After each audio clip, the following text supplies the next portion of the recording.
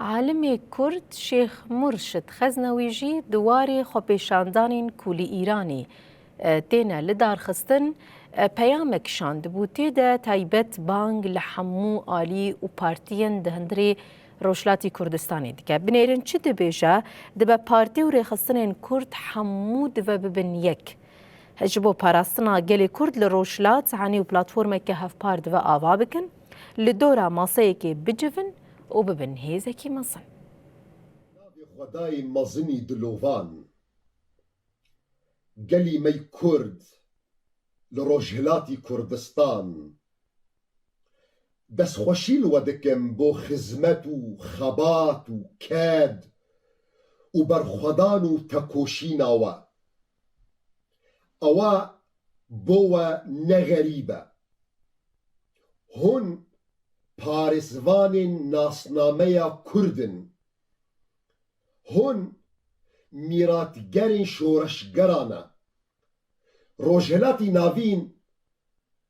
امرو بخوین و ببریاردار جنوبره تخیز کرن و نقش کرن تانی او گلن گودزانن چون ببنه یک جه خود سبروجا نوده بجیدکن لگلی خوا لبراین خوا لروج آبای کردستان تماشا بکن باین گوهرتنی لإیرانی ظلم و زورداری جکوکی رادکی تخت نحقی و دستهلادداری ولایت الفقیه دبن پی شورشگران ده تی هجاندن دیروک دست خوودکی لتجار پیشوازی لوان کسی دودلا ناکی اوا دمک و کیلیک نوک دم و کیلی رابردوده بو ریبرن ما ده تفگرا سیاسی ده روجهلاتی کردستان حرمت و ریزکی زور گوره و مزن بو خزمت و خبات و کد و برخودان و تکوشینا و آخفتنا من نمو ماموستاییک السروه تنی قیریک برجبراکی وی بچوک بناوی هر داییککی گل پش درین زندانا لبنداویه بناوی هر جوانکی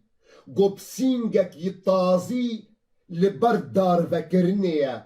کنگی ود بین یک آلای ده ببینن امی کنگی و بین یک هلوس ده ببینن تشتی گو گلی و دخوازی او ده یک اپراسیون بو پاراستنا گلی کرد لروجهلاتی کردستان ون گلی خو بپاریزن جون دابونا جوان لیستکوان سیاسی ایناو نتوی بپاریزن هن ندجمنی هفن دجمنی و اوی گو عرض رمتا و دزیه بریارا روجهلاتی کردستان بریاره و بریار امرو ده دست ودیه